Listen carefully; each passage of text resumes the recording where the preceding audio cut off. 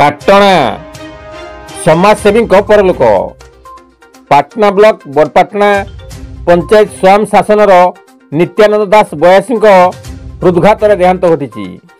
पाटणा बैतरणी दुर्गादेवीपुर शासन घाट में अंतिम संस्कार कर एकमात्र पुत्र लिंगराज दास मुखाग्नि देइछंती।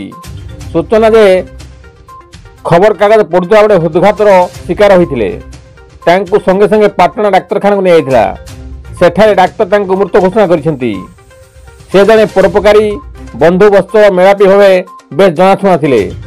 खबर पाई पूर्वतन ब्लॉक अध्यक्ष विद्याधर दास, बड़पाटना सरपंच विनती बानरा, कांग्रेस नेता लक्ष्मण दास, शिल्पपति विवेकानंद दास, बीजेडी नेता बसंत मिश्र, खबरदाता विजयरत्न पति अविनाश दास सहित बहु मान्यगण्य व्यक्ति अंतिम दर्शन करने सहित गभीर शोक प्रकाश कर।